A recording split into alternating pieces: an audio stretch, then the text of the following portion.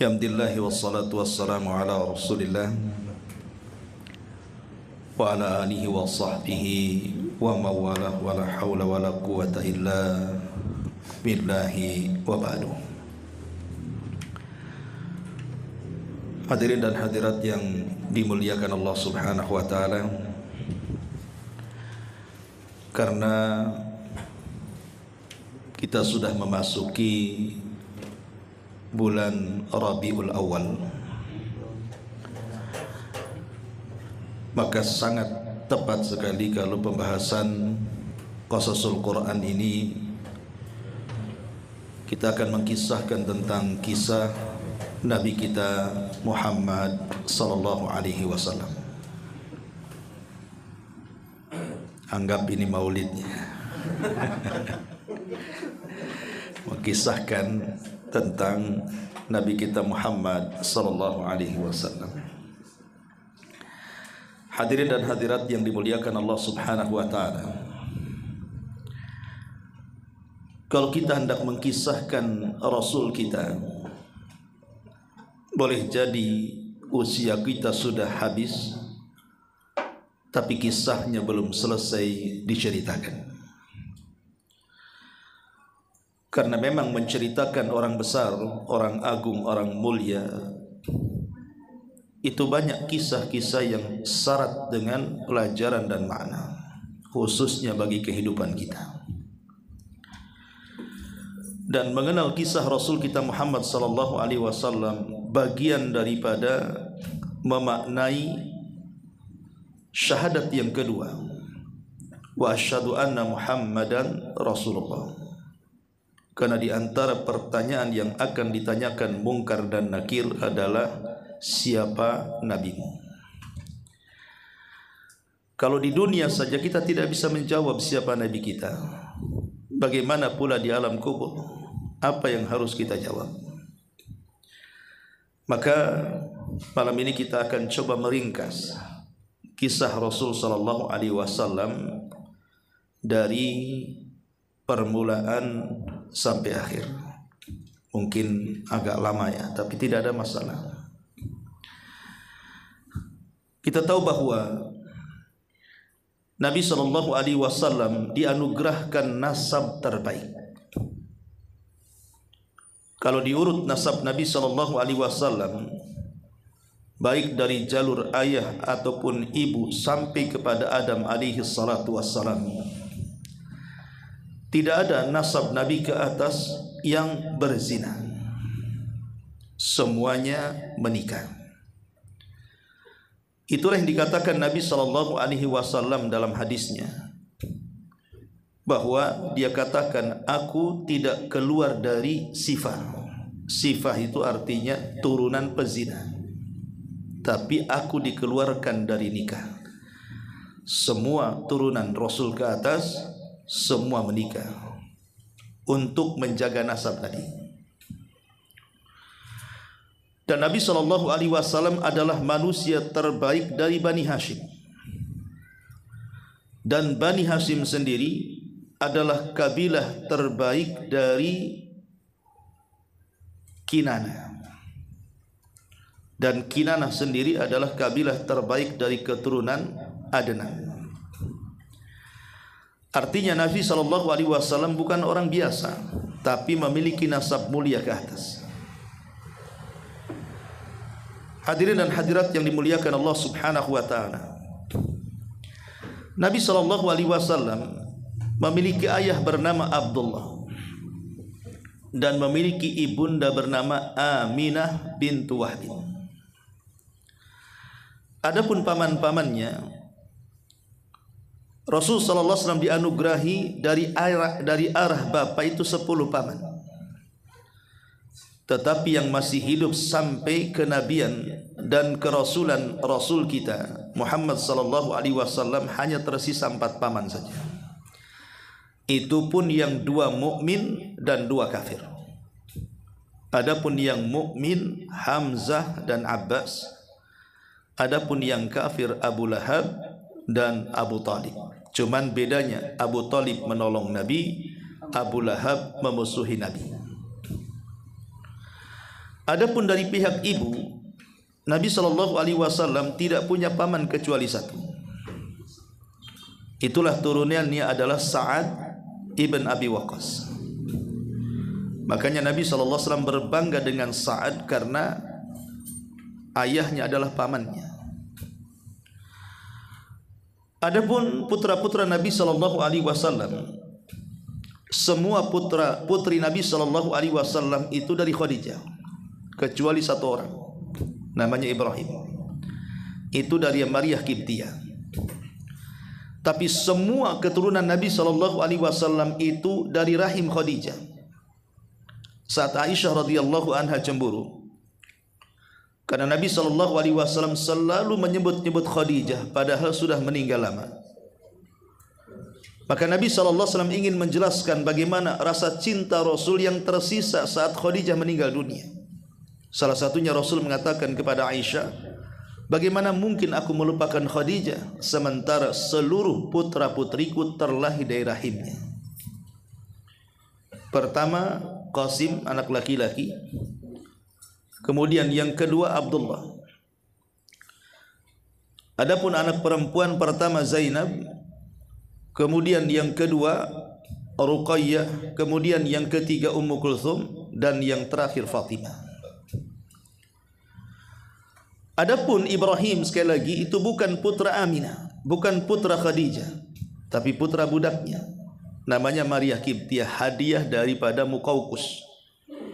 Saat Nabi SAW mengirim surat untuk mendakwahkan Islam ke raja-raja, salah satunya melayangkan surat ke Raja Muqawqis yang ada di Mesir. Raja Muqawqis memang tidak masuk Islam, tapi dia menghargai surat itu. Sebagai balasannya, maka dia mengirim dua budak. Pertama Sirin, yang kemudian dihadiahkan Rasul kepada juru bicaranya. Kemudian yang kedua Maryah Al-Qibtiyah yang diambil sendiri oleh Nabi, kemudian digauli dan melahirkan Ibrahim. Adapun Qasim meninggal sebelum genap setahun. Begitu juga Abdullah meninggal belum genap setahun. Tapi Ibrahim meninggal di waktu lucu-lucunya setahun 8 bulan, hampir genap 2 tahun. Sehingga karena sudah nampak kelucuannya, dan itu di akhir-akhir kehidupan Rasul, tentu rasa sayang Rasul kepada Ibrahim luar biasa. Sampai saat kematiannya Rasul menangis sejadi-jadinya sampai 3 hari berturut-turut. Sampai Abdurrahman penasaran dan mengatakan, Rasul, bukankah kau melarang menangis untuk kematian? Maka Rasul mengatakan, ini bukan tangisan niyahah, tapi ini tangisan rahmah, tangisan kasih sayang ayah kepada anaknya. Tidak ada masalah, karena mata ini bisa mengeluarkan air mata, kemudian dada ini bisa terasa sesak karena kematiannya, dan aku tidak pernah mengatakan kecuali yang diridhai Allah Subhanahu wa ta'ala. Dan perpisahanku dengan Ibrahim sungguh menyesakkan dada. Adapun dari jalur perempuan, pertama Zainab. Zainab adalah putri yang paling besar, sempat menikah dengan Abul As ibn Rabi, tapi kemudian keduanya meninggal setelah perang Badar. Begitu juga Ruqayyah. Ruqayyah pernah menikah dengan salah satu putra Abu Lahab, Utbah. Kemudian diceraikan Utbah dan menikah dengan Utsman. Tapi sayang, di waktu perang Badar Rasul perang sementara Ruqayyah sakit. Maka Rasul mengatakan kepada Utsman untuk merawat Ruqayyah. Tapi sepulangnya Rasul dari Badar, Ruqayyah meninggal. Kemudian yang ketiga Ummu Kulthum, yang kemudian juga pernah menikah dengan salah satu putra Abu Lahab, Utaibah, tapi diceraikannya. Kemudian oleh Rasul setelah kematian Ruqayyah, Rasul menawarkan Ummu Kulthum untuk dinikahi Utsman. Maka Utsman, saat Ali radhiyallahu an ditanya tentang Utsman, maka Ali radhiyallahu an mengatakan, "Dzakar rajul yud'a fi mala'il a'la bi dzi nuraini." Itulah laki-laki yang memiliki 2 cahaya. Itulah laki-laki yang dipanggil dari langit sebagai orang yang memiliki 2 cahaya. Karena sejak zaman Adam sampai hari ini tidak ada manusia yang pernah menikahi 2 putri Nabi kecuali Utsman ibn Affan radhiyallahu anhu. Adapun Fatimah menikah dengan Ali, dan dari Fatimah inilah seluruh jalur keturunan Nabi sallallahu alaihi wasallam sampai hari, dari Hasan dan Husain. 2 putra Hasan dan 1 putra Husain, karena putra-putra yang lain meninggal di Karbala. Itu anak-anaknya. Baik, masyarul muslimin yang dimuliakan Allah Subhanahu wa taala. Tentang kelahiran Nabi sallallahu alaihi wasallam memang dipertentangkan para ulama. Ada yang mengatakan Rasul lahir itu di tanggal 8. Ada yang mengatakan Rasul lahir di tanggal 9. Ada juga yang mengatakan Rasul di tanggal 12. Dan ini yang masyhur. Ada juga yang mengatakan Rasul lahir di tanggal 17. Adapun bulannya, Al-Imam Ibnu Hazm rahimahullahu taala, ulama Zahiriyah, mengatakan bahwa Rasul lahir itu di bulan Ramadan, sama dengan bulan diutusnya. Tapi pendapat ini disanggah oleh mayoritas ulama sejarah, bahwa yang kuat adalah Nabi sallallahu alaihi wasallam lahir di bulan Rabiul Awal. Adapun harinya tidak ada perselisihan ulama. Kenapa? Karena berdasarkan hadis Nabi SAW ditanya tentang hari Senin, Rasul mengatakan itulah hari aku dilahirkan di situ. Artinya secara nas harinya tidak diperselisihkan. Begitu juga tahunnya tidak diperselisihkan, karena di zaman itu belum ada penanggalan resmi. Seluruh tahun kejadian itu dilihat dari peristiwa musibah yang terjadi sebelum kelahiran. Kalau ada gempa, 10 hari ada orang lahir, maka tahunnya tahun gempa. Kalau ada gunung meletus, kemudian 2 hari setelah gunung meletus lahir, maka tahunnya tahun gunung meletus. Lah kebetulan 50 hari atau sebulan setengah sebelum Nabi SAW lahir, terjadi penyerangan oleh Abrahatul Asram dengan pasukan gajahnya. Tapi Allah Subhanahu wa taala mengazab Abraha dengan ababil, dan Allah habiskan, sehingga peristiwa perang gajah ini dinasabkan sebagai tahun Nabi. Jadi kalau diurut, harinya hari Senin, tanggalnya 12, bulannya Rabiul Awal, tahunnya tahun gajah. Tapi dari penanggalan dan bulan diperselisihkan, hari dan tahunnya disepakati. Ma'asyiral muslimin wal muslimat rahimakumullah. Saat Nabi sallallahu alaihi wasallam lahir, banyak keanehan. Tetapi keanehan-keanehan yang terjadi saat Nabi SAW lahir itu, semua riwayatnya rata-rata lemah. Bahkan ada yang sampai taraf maudhu. Seperti umpamanya Nabi SAW saat lahir, tiba-tiba 14 tiang balkon kerajaan Persia roboh. Kemudian saat Nabi SAW lahir, api Majusi yang sudah ratusan tahun dijaga tidak padam, tiba-tiba padam. Kemudian juga saat Nabi SAW lahir, kemudian terjadi cahaya, dan ini yang sahih. Ini hadis yang sahih. Ada cahaya yang melesat ke barat dan timur, seolah-olah orang ini, maksudnya Nabi SAW terlahir, akan menguasai barat dan timur.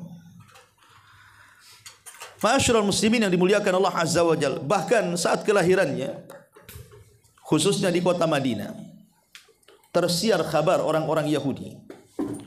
Mereka tidak tidur malam itu, karena ratusan tahun orang-orang Yahudi tinggal di kota Madinah, memang dalam rangka menanti-nanti kelahiran Nabi. Tapi kan orang-orang Yahudi ini versinya beda.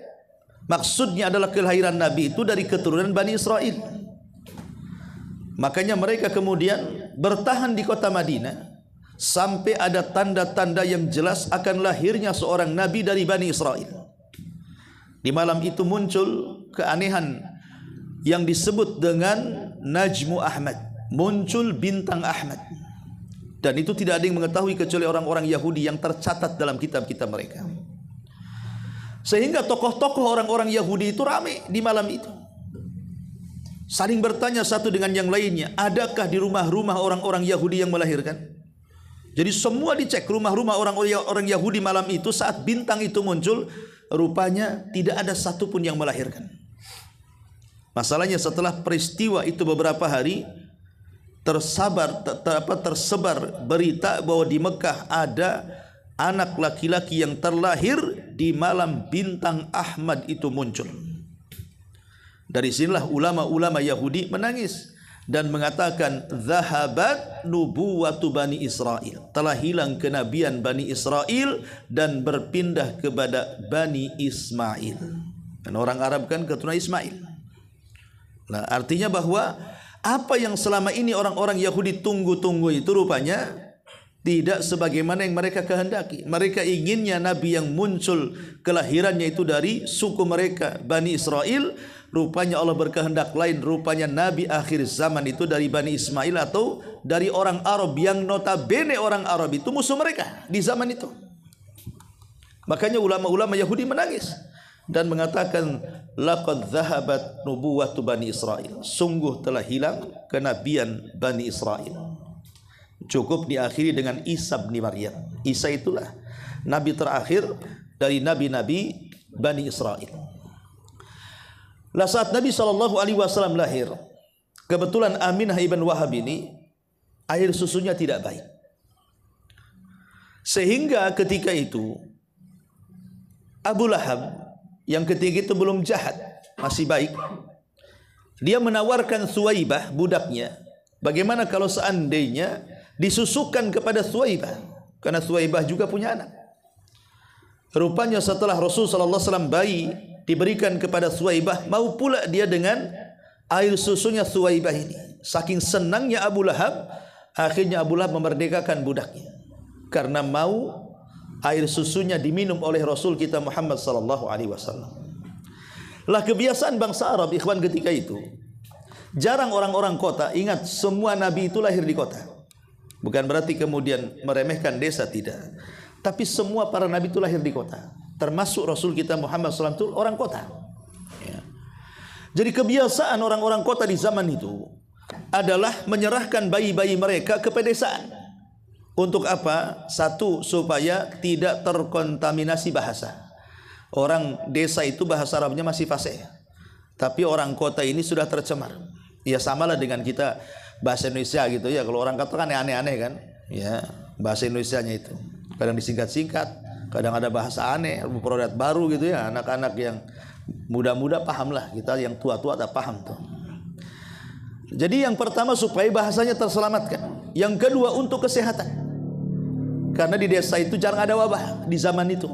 Sementara di kota itu terkadang ada wabah. Yang ketiga untuk keberanian. Karena memang di desa itu dilatih keberanian. Sehingga biar tulang-tulangnya sehat. Ya.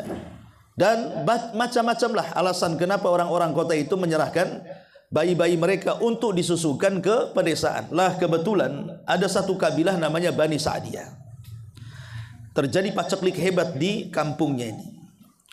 Lah kebiasaan Bani Sa'diyah juga sama dengan kabilah-kabilah yang lain di desa. Kalau musim lahir, maka banyak wanita-wanita dari desa datang ke kota. Kan ya memang kan begitu ya.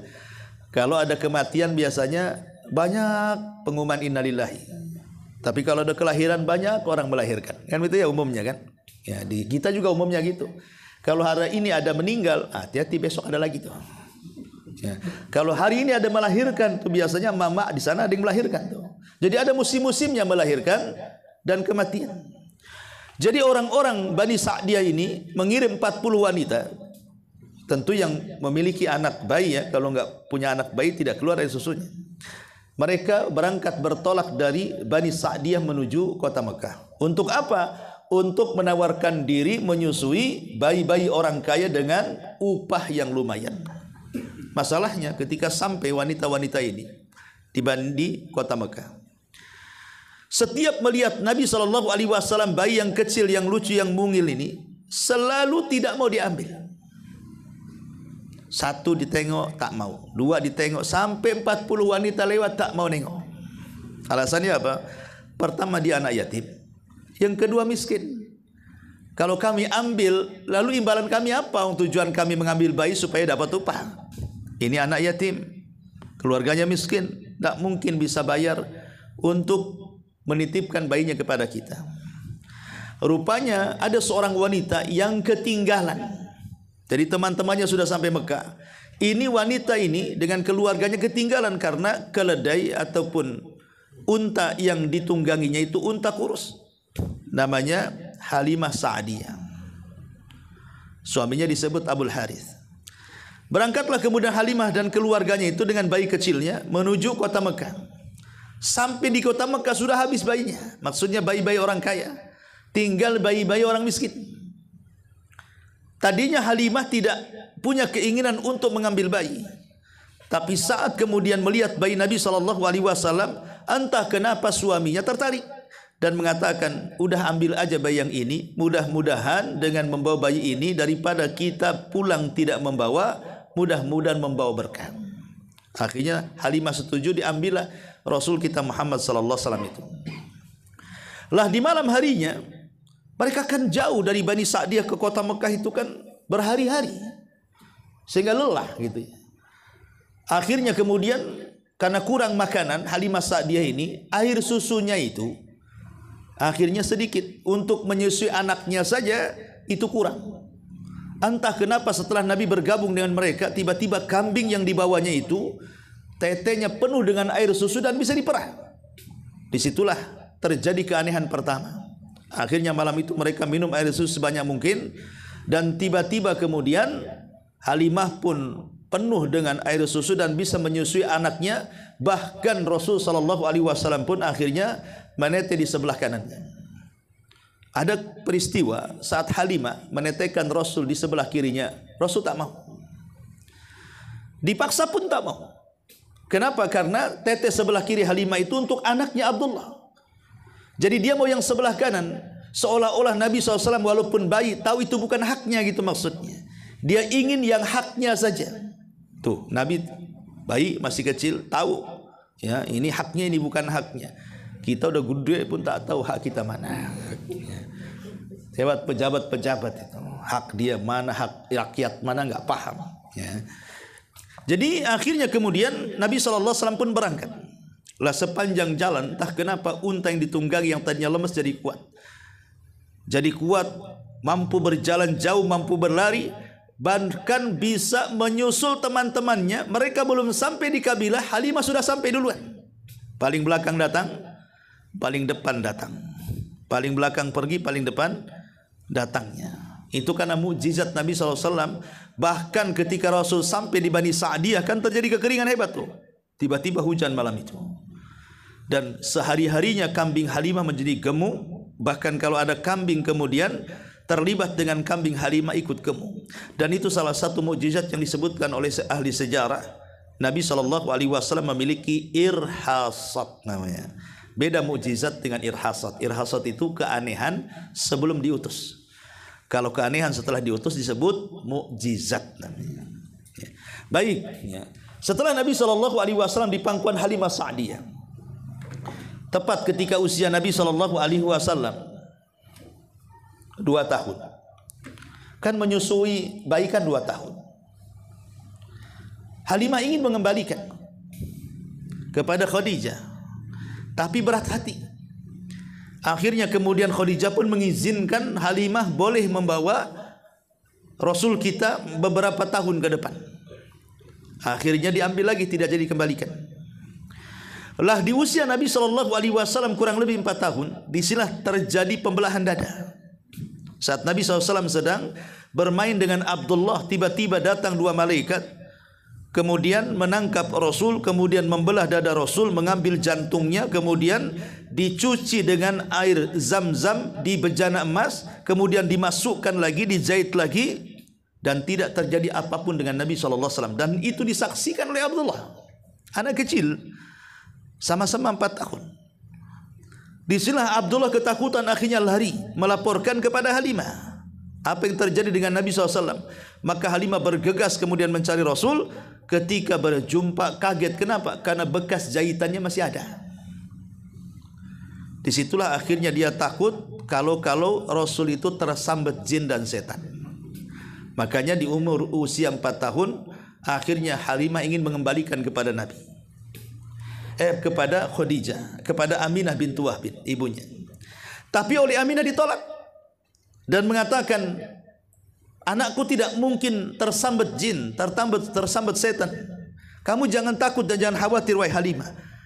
Ingin kuceritakan tentang kelahirannya, kata Aminah. Waktu aku melahirkan terpancar cahaya. Yang cahaya itu kemudian meliputi barat dan timur. Dan aku yakin ini bayi di masa depan akan menjadi manusia besar. Jangan takut, susukan kembali. Akhirnya karena Halimah sudah hilang perasaan cemasnya, balik lagi ke kabilahnya membawa Nabi SAW sampai di usia 6 tahun. Baru oleh Halimah dikembalikan kepada Khadijah, kepada Aminah bintu Wahb bin ibundanya.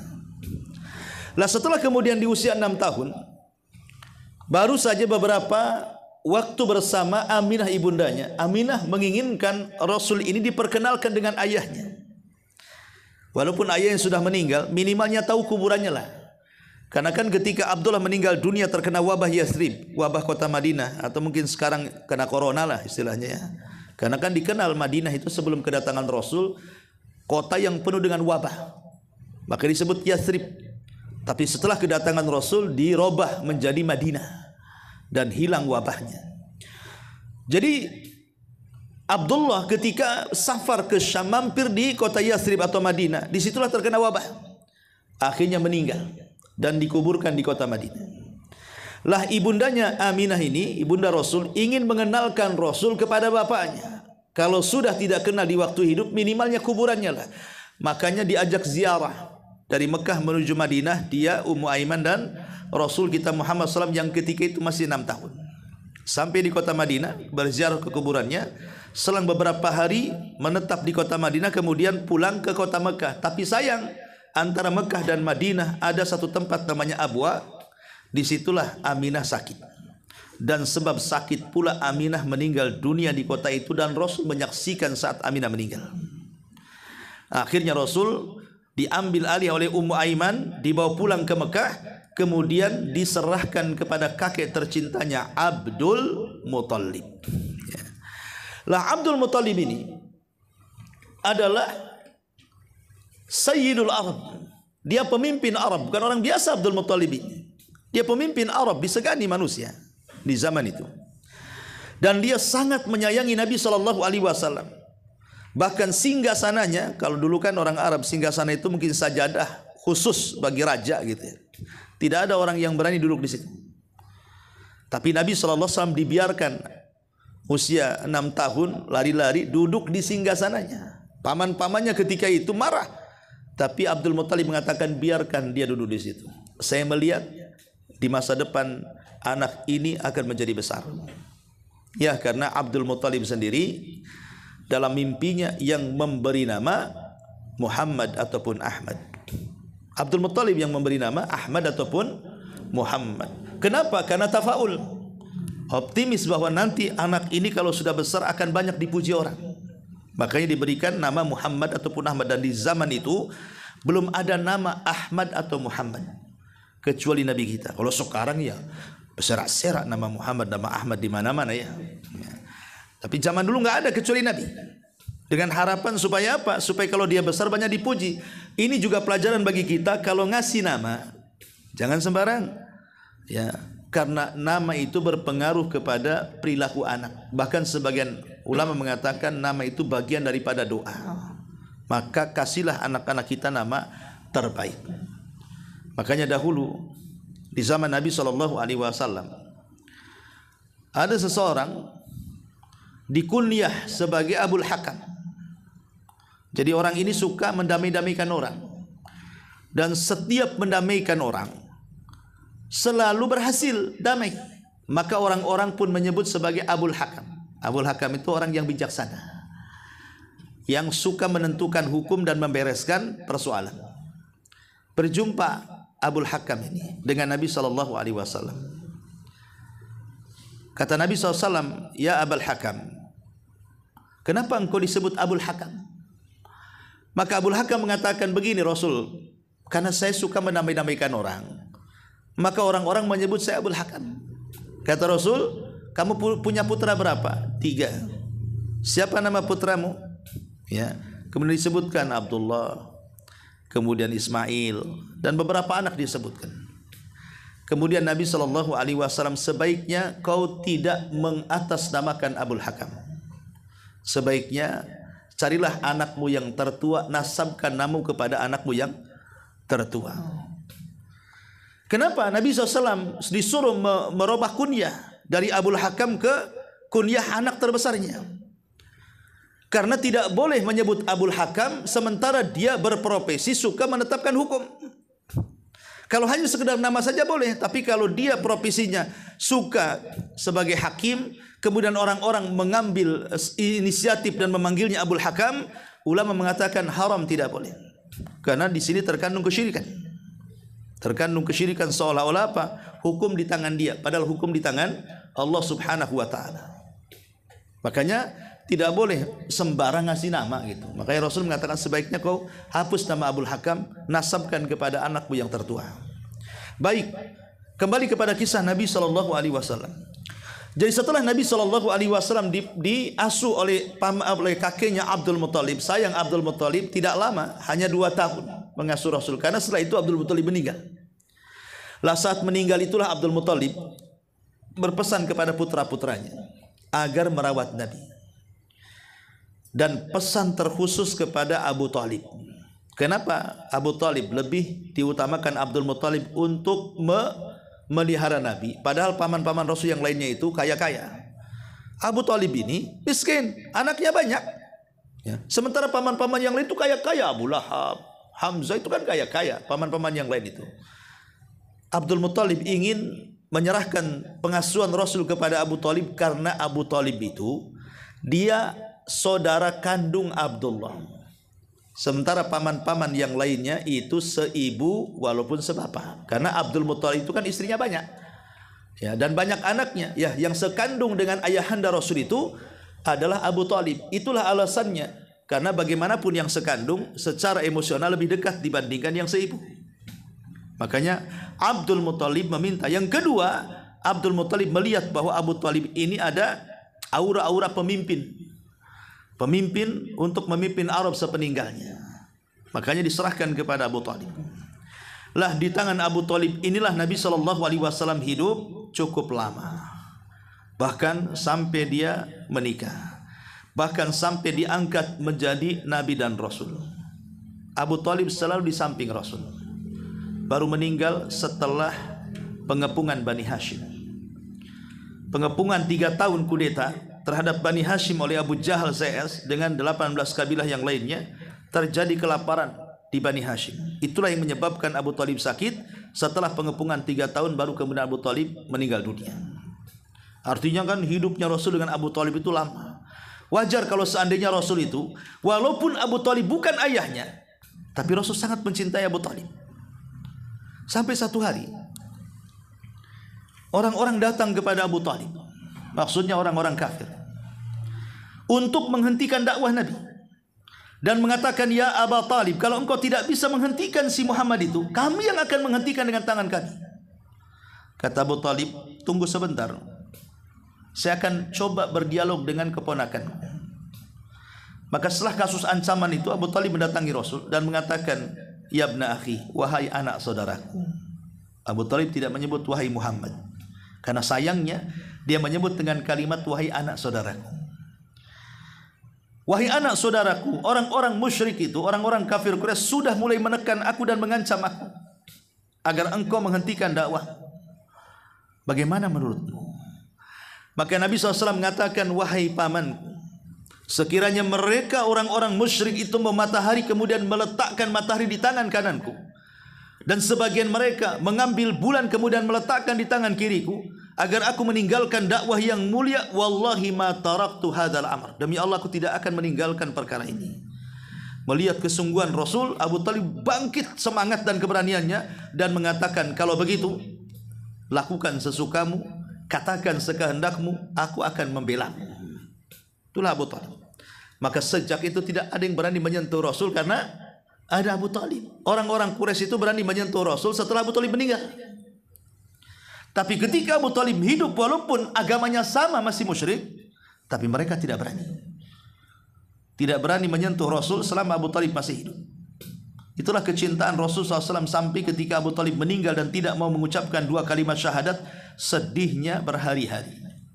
Sampai dia berdoa setiap malam istighfar agar dosa pamannya diampuni oleh Allah, tetapi Allah malah turunkan maka nalin nabi an yastaghfiru lil musyrikin walau kanu ulil qurba. Tidak layak bagi seorang nabi memintakan ampun kepada orang musyrik walaupun keluarga dekat.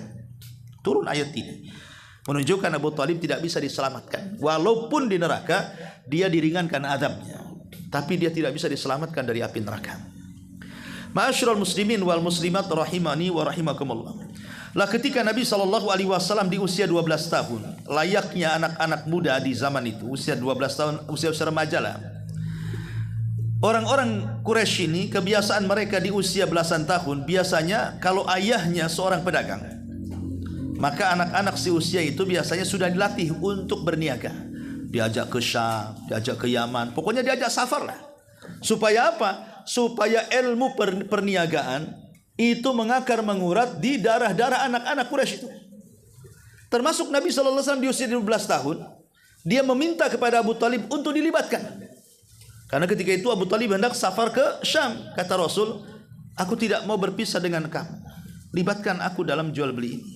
Biarkan aku membantumu dalam berniaga. Karena sayangnya Abu Talib, akhirnya Rasul diajak juga berangkat dagang.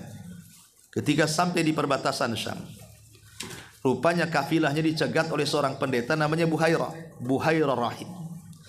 Dalam biografinya Buhairah ini ada yang mengatakan dia pendeta ekstrim, keras, sehingga diusir dari kanisahnya, diusir dari gerejanya, ya, karena terlampau keras orangnya. Karena dia itu punya ajudan dukun suka meramal-ramal. Salah satunya ramalan bahwa hari itu dia akan berjumpa dengan Nabi. Sehingga kemudian disangka gila, makanya diusir dari gerejanya. Karena diusir, akhirnya dia tinggal di padang pasir dengan kemahnya. Setiap hari dia menunggu kafilah dagang dari Arab. Lah Allah takdirkan yang selama ini dia tunggu-tunggu, rupanya tandanya nampak. Ketika kafilah Abu Talib kemudian lewat, dia curiga dengan kafilah itu, kemudian dicegatnya, kemudian dimintai untuk makan di rumahnya. Disitulah kemudian tersingkap tanda-tanda kenabian Rasul di tangan Buhairah Rahim.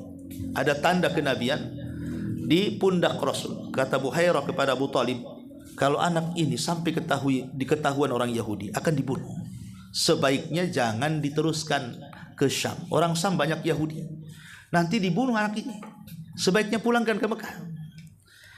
Karena yang ngomong bukan orang biasa, Abu Talib takutlah. Akhirnya balik lagi dia ke Mekah, mengembalikan Nabi SAW. Kemudian dia balik lagi menyusul teman-temannya. Lah sejak itulah Abu Talib tidak mau mengajak Nabi SAW untuk berniaga ke Syam, karena ada kekhawatiran dibunuh orang Yahudi. Lah Nabi SAW ini walaupun kecil, belasan tahun usianya, 12-13 tahun, tapi kan dewasa.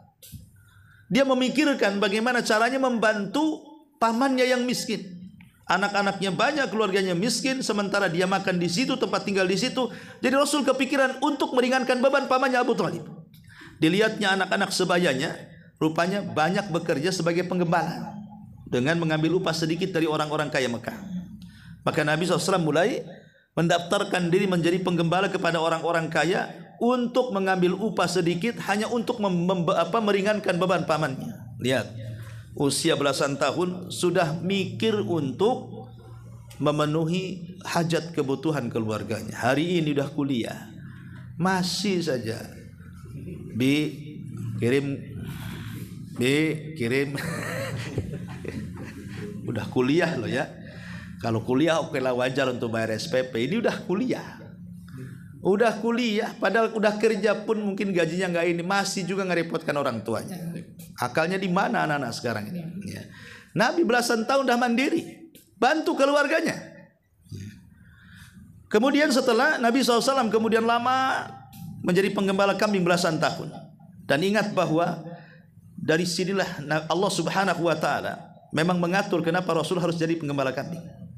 Ahli sejarah mengatakan min riayatil ghanami ila riayatil umami. Ada bahasa min riayatil ghanam ila riayatil umam. Berawal dari memimpin kambing, berakhir dengan memimpin umat manusia. Jadi modal menjadi leader, pemimpin, itu diambil saat Nabi SAW menggembala kambing. Disitulah akhlak-akhlak mulia lahir, kesabaran lahir, akhlak kasihan, rahmat, kasih sayang lahir, keberanian lahir, kesederhanaan lahir. Pokoknya dari penggembala kambing itulah lahir akhlak-akhlak pemimpin. Beda kalau penggembala unta kan keras-keras tuh, kayak Umar kan penggembala unta makanya keras orangnya kan. Ya. Tapi kalau penggembala kambing itu lembut-lembut seperti Nabi SAW. Ya. Lah di tengah-tengah Rasul sedang menggembala kambing, satu hari ada acara pernikahan. Mungkin sudah waktunya anak-anak muda itu banyak yang menikah. Jadi teman-teman seprofesinya penggembala kambing bingung karena mereka diundang ingin hadir di pernikahan temannya. Mereka mengatakan, bagaimana caranya ya? Ini kambing banyak, kalau kita tinggalkan bisa hilang. Ya. Akhirnya Nabi menawarkan diri, bagaimana kalau kambing-kambing kalian titipkan sama saya akan jaga. Kalian pergi saja. Ya. Jadi setiap hari kalau ada undangan kawin teman-temannya itu, maka Nabi SAW siap menampung kambing-kambing mereka dan mereka pergi. Dan kalau mereka sudah selesai acara, tidak ada satupun kambing yang hilang, tidak ada satupun kambing yang cacat, tidak ada satu kambing yang sakit. Jumlah kambingnya persis seperti yang dititipkan. Disitulah teman-temannya menganggap bahwa ini bukan orang biasa, orang ini sadiqul amin. Oh, orang ini jujur, amanah. Sejak itulah di lingkungan para penggembala kambing, Nabi SAW digelari sebagai sadiqul amin, orang yang jujur, orangnya amanah. Ya, dan nanti akan melekat ini akhlak ini, disebar di seantero jazirah Arab tentang kejujuran dan amanahnya. Sampai ketika usianya sudah mendekati 25, ya sekitar 22, 23 gitu kan. Artinya Nabi SAW sudah dewasa, sudah bukan remaja lagi. Di sini Nabi SAW mulai beralih profesi dari penggembala menjadi pedagang. Dimulai daripada berdagang kecil-kecilan di sekitar Mekah, akhirnya dia berangkat sendiri ke Syam. Sampai akhirnya dikenal keuntungan Nabi SAW itu banyak apabila ada orang kaya menitipkan barang-barangnya kepada Rasul untuk diniagakan ke Syam atau ke Yaman, selalu mendapatkan untung besar. Sampai akhirnya kepiawaian dagang Rasul terdengar kepada seorang wanita tajirah, wanita yang kaya raya. Itulah Khadijah bintu Khuwailid. Ya, terkenal nama Muhammad ke telinga Khadijah bahwa ada anak muda yang amanah, suka membawa barang dagangan orang-orang kaya Mekah dan membawa keuntungan besar. Dia ingin kerjasama. Akhirnya dia ingin berjumpa dengan Nabi SAW untuk deal-dealan kerjasama. Subhanallah, Khadijah betul-betul walaupun belum kenal betul dengan Rasul karena sudah tersebar amanahnya, dia berani jor-joran bahasa kitanya, berani menggelontorkan dana besar untuk perniagaan Nabi SAW. Subhanallah, beberapa kali berniaga, Khadijah tidak pernah dirugikan, bahkan diuntungkan dengan untung besar yang sebelumnya belum pernah dia dapati. Sampai dia penasaran, akhirnya dia mengutus budaknya namanya Maisarah, budak laki-lakinya. Hei Maisarah, kamu harus ikut dagang dengan Muhammad. Kau catat segala sesuatu yang ada di jalan, mulai dari berangkat sampai ke Syam sampai pulang lagi. Aku curiga dengan orang ini. Akhirnya kemudian Maisarah pun dilibatkan dagang. Subhanallah, setiap perjalanan itulah banyak keajaiban. Batu ngucap salam, pohon ngucap salam, awan ngikut-ngikutan, dan dia pun ramah, pandai berniaga, akhlaknya bagus, macam-macam dicatat semuanya. Kemudian dilaporkan kepada Khadijah. Disinilah mulai tertarik, karena Khadijah itu seorang janda yang sudah menikah 2 kali, ya, dan punya anak, tapi anaknya tidak dikisahkan. Akhirnya dia mengutus Nafisah, saudarinya, untuk melamar Nabi. Akhirnya Nafisah melamar Nabi, tapi Nabi SAW mengatakan kepada Nafisah, oh tidak bisa, aku tidak akan langsung menerima lamaran Khadijah kecuali hatta asta'dzinu ammi. Tunggu dulu sampai saya minta izin kepada pamanku, katanya. Ini namanya birrul walidain namanya. Coba kalau antum di Batam ada janda cantik, kaya raya, baik hati, ya kan, mau menyerahkan kekayaan sama antum, tiba-tiba datang, mau nggak kawin sama saya? 100-200% mau paling. Nggak ada tunggu pulang kampung dulu izin sama orang tua, mana ada antum. Langsung ayo kita kuah besok. Artinya bahwa Nabi SAW itu tidak tergiur. Karena apa? Masih berat birrul walidain dibandingkan tergiur dengan wanita dan kekayaan. Tetap dia minta izin kepada pamannya. Kalau kata pamannya jangan, iya. Ya. Makanya dia kemudian menghabarkan kepada pamannya Abu Talib. Rupanya Abu Talib menyambut dengan sangat baik sekali, dan dia yang akan melamarkannya. Disitulah akhirnya kemudian Abu Talib melamarkan Khadijah untuk Nabi SAW. Terjadilah pernikahan spektakuler, di mana seorang laki-laki memberikan mahar terbaik untuk menggugurkan tradisi Arab yang suka menghinakan wanita. Maka Rasul memberikan mahar terbaik kepada Khadijah, 40 ekor unta dan 4.000 dirham. Besar ya maharnya. Dan harusnya seperti itu. Seorang laki-laki kalau memberi mahar kepada wanita harus mahal. Tapi kalau wanita meminta mahar harus murah. Ya. Umpamanya ada anak muda mau menikah, ngomong sama calon istrinya, "Dek, kalau Ade mau apa maharnya?" Nah, kalau perempuan bilang, "Enggak usah mahal-mahal, Bang. Sandal jepit aja lah, enggak apa-apa." Namanya kan. Enggak masalah, harusnya seperti itu. Tapi laki-laki bukan mengikuti gaya calon istrinya. Enak kali ini. Enggak. Justru kalau dia minta sandal jepit, antum belikan mobil, gitu maksudnya. Apa hikmahnya coba? Supaya ketika si istri gugat cerai, itu tidak mudah menggugat kita para laki-laki. Karena di antara syarat gugat cerai itu harus mengembalikan mahar. Ya kan? Jadi mikir dia mau cerai dengan kita itu. Dia harus mengembalikan Fortunernya. Ya kan? Mikir kan? Kalau seperangkat alat sholat, apalagi sajadah saja, beli saja di taman raya ini. Ambil Bang katanya, selesai kita. Kan gitu ya. Jadi intinya bahwa Nabi SAW ingin mengajarkan kepada kita bagaimana seorang laki-laki memberikan dan memuliakan seorang wanita dengan mahar besar. Dan itu disaksikan bangsa Arab. Ya, seorang laki-laki yang menghargai seorang wanita. Karena Khadijah sendiri bukan wanita sembarangan. Orang-orang Arab ketika itu menyebutnya wanita suci. Makanya orang-orang sering mengatakan dakhaltu minat tahira wa kharajtu minat tahira. Aku masuk ke rumah yang wanita suci, aku keluar dari rumah wanita suci. Begitulah orang-orang menyebut Khadijah. Kenapa disebut wanita suci? Karena Khadijah walaupun di zaman jahiliyah sudah menutup aurat. Jadi sudah pakai jilbab Khadijah itu. Padahal Islam belum ada. Tapi dia menutup auratnya. Maka disebut wanita suci. Ma'asyiral muslimin wal muslimat rahimani wa rahimakumullah. Setelah kemudian Rasul SAW menikah dengan Khadijah, kemudian memiliki keturunan dari Khadijah, ya, anak-anak yang disebutkan tadi, lahir Qasim tapi meninggal, lahir Abdullah tapi meninggal, lahir Zainab, Ummu Kulthum, Ruqayyah dan Fatimah. Ini meninggal setelah menikah. Jadi orang-orang ini anak-anak perempuan Rasul menikah dulu baru meninggal. Tapi di masa Rasul masih hidup kecuali Fatimah. Pertama Zainab meninggal, Rasul masih hidup dan Rasul yang menguburkannya. Kemudian yang kedua Ruqayyah meninggal, Rasul masih hidup dan Rasul yang menguburkannya. Kemudian Ummu Kulthum juga sama.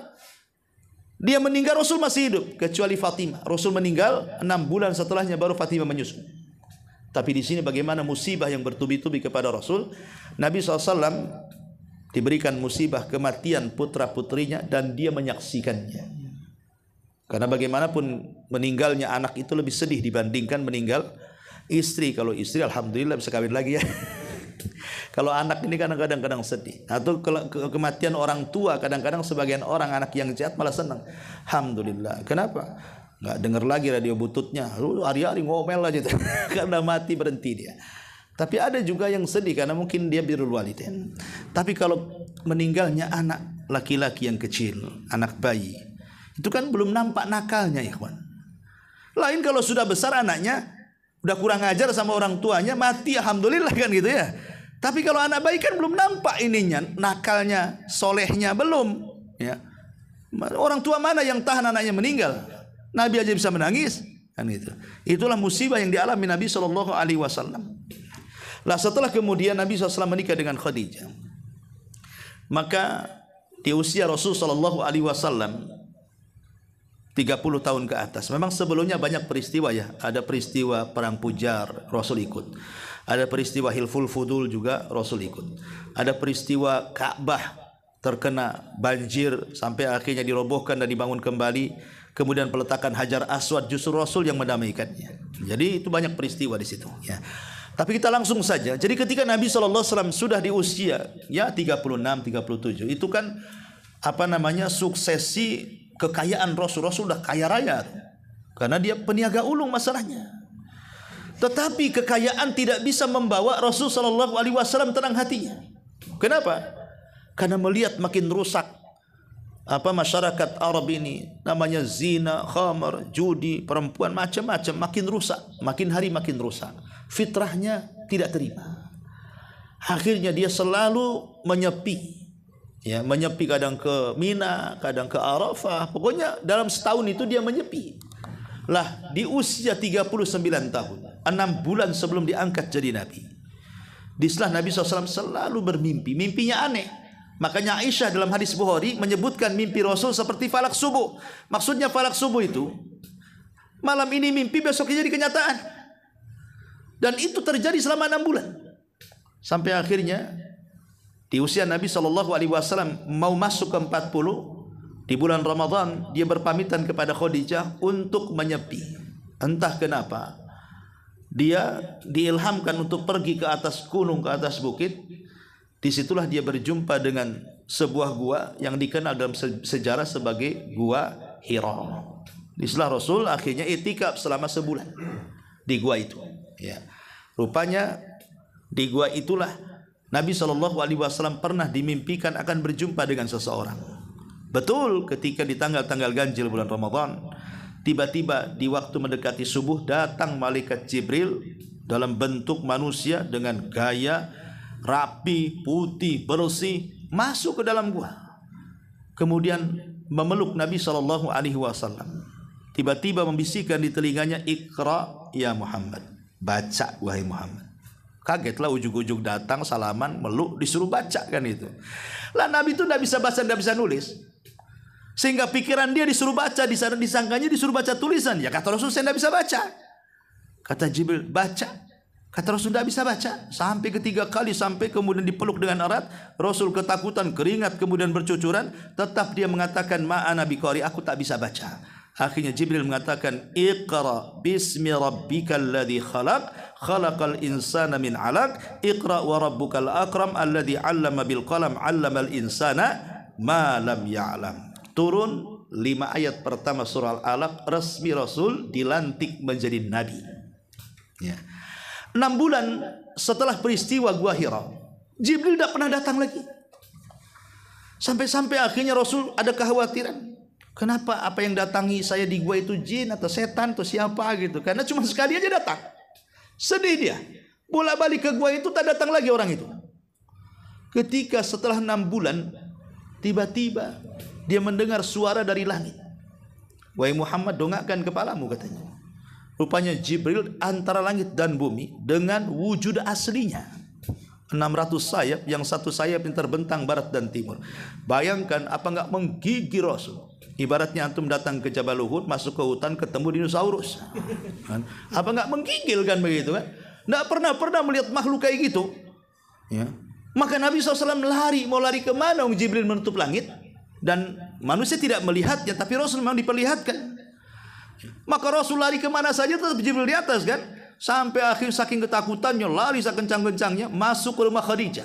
Kemudian mengatakan, zammiluni ya Khadijah, selimuti aku katanya. Menggigil luar biasa.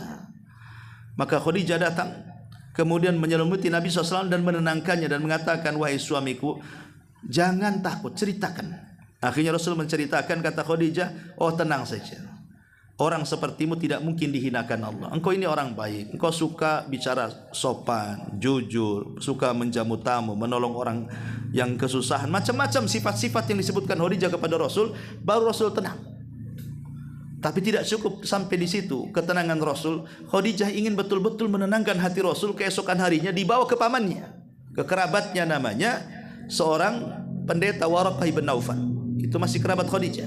Orangnya sudah tua buta. Dan dia suka baca kitab. Ya. Jadi Rasulullah SAW dibawa oleh Khadijah, kemudian dihadapkan kepada Waraqah, diceritakan setiap satu persatu kejadian dari mimpi, kemudian di Gua Hira sampai ketemu makhluk yang bersayap, itu maksudnya Jibril. Kata Waraqah, demi Allah, itu makhluk yang mendatangimu pernah mendatangi Musa dan Isa. Khadijah, suamimu akan jadi nabi. Kalau aku masih hidup di saat orang-orang Quraisy mengusir suamimu, aku yang pertama kali membelanya. Rasul kaget. Waraqah, apakah aku akan diusir? Aku kan orang baik. Ya, karena setiap orang yang membawa apa yang kau bawa pasti akan disakiti. Tapi sayang, belum lagi Rasul diangkat menjadi Rasul dan berdakwah di tengah-tengah Quraisy, Waraqah meninggal 6 bulan setelahnya. Kemudian Rasul setelah tenang pulang dia.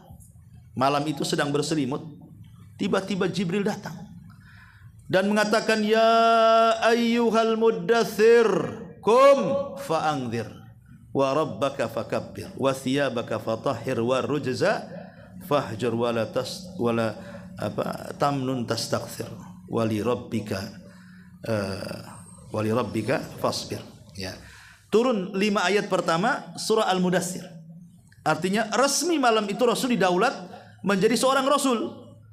Kalau sebelumnya kan surah Al-Alaq mengangkat Rasul jadi Nabi, sekarang SK kerasulan sudah turun dengan turunnya 5 ayat surah Al-Mudaththir. Ketika Nabi SAW diperintahkan kum fa'angzir, berdiri tegap, peringatkan manusia. Sejak saat itulah sampai wafatnya Nabi SAW siang malam, Rasul tidak berhenti berdakwah. Sejak turunnya ayat ini sampai wafat, Rasul tidak pernah berhenti dan tidak pernah bosan berdakwah. Karena ini sudah perintah Allah. Kum, berdiri, fa'angzir, berikan peringatan kepada manusia. Ma'asyiral muslimin yang dimuliakan Allah Azza wa Jalla, maka mulailah Nabi SAW berdakwah, terutama ketika turun wa angzir ashiratakal aqrabin. Berilah peringatan keluarga terdekatmu. Rasul mulai mengumpulkan keluarganya di Bukit Safa. Mulai mengajak keluarganya untuk mentauhidkan Allah, tapi diejek pamannya Abu Lahab dan mengatakan, ya Muhammad, apakah engkau mengumpulkan kami untuk ini? Kemudian dicaci maki Nabi SAW sama Abu Lahab itu di pertemuan keluarga itu di Bukit Safa. Tapi Rasul diam, karena tujuan Rasul bukan melayani orang yang mencaci. Kalau Rasul melayani setiap orang yang mencacinya, maka umurnya habis untuk melayani orang-orang aja. Tujuan Rasul bukan melayani orang yang mencaci, merendahkan, bukan. Tujuan Rasul lebih mulia daripada itu, menegakkan tauhid. Makanya Rasul membiarkan aja orang mencaci dia. Sampai Allah Subhanahu wa taala membela Rasul.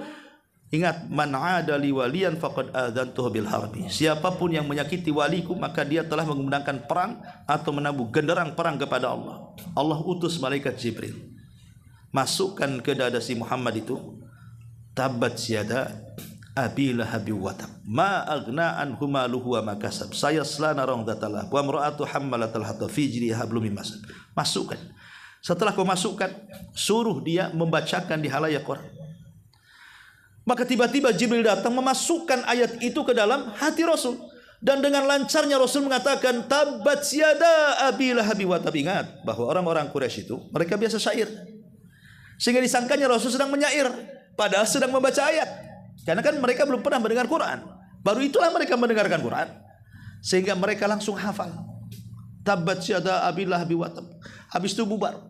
Jadi orang-orang masing-masing membaca ayat ini di pasar, di rumah, di apa, enggak stres Abu Lahab itu. Karena ayat ini dibaca terus. Ya kan bahasanya ya di zaman itu kan netizennya itu kan penyair-penyair itu. Ya. Itulah netizennya itu para penyair. Jadi dibaca, disangka syair masalahnya kan. Apa enggak marah istrinya Abu Lahab ini, Ummu Jamil? Dia datang kepada Nabi SAW membawa batu. Rasul sedang duduk bersama Abu Bakar di Ka'bah. Subhanallah, Allah butakan matanya, tidak melihat Nabi. Yang dilihat Abu Bakar. Dan mengatakannya, Abu Bakar, mana kawanmu? Maksudnya Muhammad. Abu Bakar bingung. Rasul ada di sampingnya, kok dia bilang mana kawanmu, katanya. Tapi Rasul mengisyaratkan jangan dikasih tahu. Kata Abu Bakar, untuk apa? Aku mendengar temanmu si Muhammad sudah mengejek aku dengan suamiku. Karena dalam surah Tabat itu kan isinya mengejek Abu Lahab dan istrinya. Ya. Kalau aku temukan dia, aku akan pukul mulutnya dengan batu ini, katanya. Kemudian dia bersyair. Ya, kemudian dia pergi. Lah dari situlah maka Nabi SAW mulai berdakwah kepada orang-orang Quraisy selama 10 tahun lamanya. Tapi masalahnya, mendakwahkan selama 13 tahun lamanya di kota Mekah bukan perkara mudah. Banyak tantangan, banyak rintangan, sampai terjadi kemudian pembunuhan kepada para sahabatnya. Bilal disiksa, Umayyah ibn Khalaf, Khabbab ibn Arat disiksa, bahkan keluarga Ammar ibn Yasir mati syahid. Satu keluarga kecuali Ammar. Dan banyak sahabat yang disiksa. Akhirnya Rasul menyarankan untuk hijrah. Hijrahlah mereka ke Habasyah 2 kali. Dan ketiga kalinya ke Madinah. Banyak sahabat yang hijrah ke Habasyah. Ya, intinya bahwa periode Mekah ini memang luar biasa. Bagaimana Rasul dan tantangan dakwah itu luar biasa sabarnya dan luar biasa intimidasi, ancaman sampai kepada upaya pembunuhan dilakukan orang musyrik. Sampai akhirnya kemudian Rasul dan para sahabat pun hijrah ke kota Madinah. Tentu bagaimana kondisi kota Madinah panjang juga ceritanya. Saya kira sejarah sampai di sini saja. Baik, sampai di sini. Sebelum saya tutup silahkan kalau ada yang bertanya. Ya. Hah? Abu? Rabiul Awal. Kenapa? Rabiul Awal itu nama bulan. Nama bulan yang biasa sudah ada sejak zaman jahiliyah. Rabiul Awal. Tapi sebagian nama yang biasa disebut jahiliyah ada yang diganti oleh Nabi SAW seperti Ramadan, ya kan? Dan beberapa bulan yang lain. Itu Rabiul Awal itu nama-nama bulan Hijriyah. Ya, nama-nama bulan Hijriyah. Karena kenapa disebut awal? Karena ada yang kedua Rabiul Tsani atau disebut Rabiul Akhir. Rabiul Awal, Rabiul Akhir, Jumadil Awal, Jumadil Akhir. Ya. Kemudian Syafar, Sya'ban, Ramadan, Syawal, Dzulqa'dah, Dzulhijjah, Muharram. Terus mutar lagi 12 bulan. Ya. Wallahu a'lam. Tapi kalau Habib itu berarti dari keturunan bukan dari Habib berarti kan bukan dari keturunan anak laki-laki Habib ini mereka mengklaim bahwa mereka nasabnya sampai kepada Nabi lewat jalur Husain. Kita tahu bahwa Husain itu salah satu yang dijebak orang Kufah untuk datang, akhirnya dibantai di Karbala. Semua anak laki-lakinya meninggal di Karbala kecuali Ali bin Husain, anak yang paling kecil. Itu pun karena sakit. Dia tidak ikut perang dan diselamatkan Zainab bibinya. Tapi semua anak laki-laki Husain terbantai di Karbala. Sehingga turunan Husain itu tidak ada kecuali dari jalur Ali bin Husain yang selamat karena sakit. Begitu juga keluarga Hasan terbantai di Karbala juga karena Husain kan memboyong semua keluarga Hasan juga. Ada anak kecil yang tidak terbawa dari keluarga Hasan itu yang tinggal di Madinah, 2 orang. Itulah yang kemudian menjadi turunan Hasan. Jadi dari Husain 1 orang, dari Hasan 2 orang. Lah dari 3 orang inilah keturunan Nabi. Turunan Nabi, ya. Dan ingat bahwa mereka juga banyak istri, banyak anak masalahnya. Sehingga keturunan Nabi di mana-mana, ya. Tapi yang jelas bahwa kalau ada orang mengaku nasabnya keturunan Nabi, ya silakan saja. Karena bagi kita nasab itu bukan perkara yang sangat urgent dalam meraih kebahagiaan dunia kita dan akhirat kita. Toh juga pada akhirnya nasab sendiri akan terputus. Kelak pada hari kiamat Allah mengatakan fala ansaba yauma idzin bainahum. Tidak ada nasab lagi pada hari itu. Maksudnya yang dikedepankan adalah amalan kita, bukan nasab kita. Amalan kita. Makanya Rasul mengatakan faman batta'a bihi amaluhu lam yusri bihi nasabuhu. Siapa yang lambat amalnya tidak bisa dikejar dengan nasabnya. Sampai Rasul ngomong sama Fatimah saat di Bukit Safa, "Hei Fatimah, silahkan kau minta dari harta. Tapi aku tidak bisa menyelamatkan kamu. Yang bisa menyelamatkan kamu adalah amalmu sendiri. Kalau minta harta aku kasih, tapi kalau minta keselamatan aku tak bisa. Kalian harus menyelamatkan diri kalian sendiri." Menunjukkan bahwa pada akhirnya nasab sendiri tidak akan berguna pada hari kiamat. Enggak ada berguna. Karena apa? Yauma yafirrul mar'u min akhi wa ummihi wa abi wa sahibatihi wa bani likulli imri'in minhum sya'nun yughni. Anak lari dari saudaranya, lari dari orang tuanya, lari dari anak dan istrinya, lari dari teman-temannya. Enggak akan guna, ya, pada hari kiamat. Tapi akidah Ahlussunnah wal Jamaah mengajarkan kepada kita sebagai ta'zim, mengagungkan Nabi SAW adalah dengan mengagungkan keluarganya. Bahkan mengagungkan keluarga Nabi bagian daripada ibadah, sebagaimana disebutkan dalam kitab Lamiyah Syekhul Islam Ibnu Taimiyah, bahwa kita menghormati keluarga Nabi bagian daripada taqarrub ilallah, mendekatkan diri kita kepada dan dapat pahala. Ya, cuman masalahnya untuk memastikan si fulan ini keturunan Nabi atau tidak, itu kan harus ada pembuktian dari silsilah keluarga dia, siapa bapaknya, siapa kakeknya, buyutnya, sampai kepada siapa di keluarga Nabi kan. Ya. Karena isu-isunya Banyak juga orang-orang yang ingin melibatkan diri kepada keluarga Nabi dengan cara membeli nasab. Membeli nasab. Dijual nasab supaya dilibatkan masuk ke keluarga Nabi. Gak bisa, nasab. Bahkan Rasul mengatakan, Allah laknat orang-orang yang menasabkan kepada yang bukan nasabnya. Dia bukan nasabnya, beli pula supaya jadi nasab. Allah melaknat, kata Rasul. Ya, tapi kalau ada orang yang mengaku dirinya Habib, mengaku keturunan Nabi, ya benarkan saja. Kenapa? Karena nasab seseorang itu lebih dipahami orang yang mengaku nasab. Kalau dia ngaku keturunan Nabi kan otomatis dia yang lebih paham dengan nasabnya.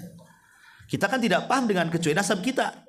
Kalau nasab kita kan kita paham nasab kita sampai di mana. Sama juga nasab dia paham. Maka kita hanya berhusnudzon kepada dia, ya sudah. Kalau antum keturunan Nabi, ya silakan saja. Tapi kalau kalian dusta, hati-hati. Karena menasabkan sesuatu yang bukan nasabnya, datang laknat Allah kepada kalian. Apalagi kalau umpamanya watak dan sifatnya keturunan ngaku keturunan Nabi, tapi akhlaknya akhlak Abu Jahal dan Abu Lahab. Turunan Nabi ngaku turunan Nabi, tapi akhlaknya kayak Abu Lahab, Abu Jahal. Ya, di mana kemudian kata-katanya sangat kasar, kata-katanya sangat kotor gitu ya, menghina orang, merendahkan orang, ujub, takabur dan yang semacamnya. Sekalipun keluarga Nabi seperti itu, tetap tidak kita terima. Ya, karena bagaimanapun kalau memang mengaku keturunan Nabi, harusnya Anda yang pertama kali memperjuangkan sunnah. Kalau Anda keluarga Nabi, harusnya Anda yang pertama memperjuangkan Al-Quran. Kalau Anda keluarga Nabi, harusnya Anda yang pertama mencontohkan sunnah Nabi. Berantas itu bid'ah, syirik dan yang semacamnya. Masa keturunan Nabi malah buat bid'ah pula? Nabi melarang bid'ah, keturunan Nabi buat bid'ah. Mana ceritanya? Ya. Jadi ya itu pun jadi catatan sebenarnya. Wallahu a'lam. Baik, sampai di sini. Subhanaka bihamdika asyhadu an la ilaha illa anta astaghfiruka wa atubu ilaik. Allahu ta'ala alam. Assalamualaikum warahmatullahi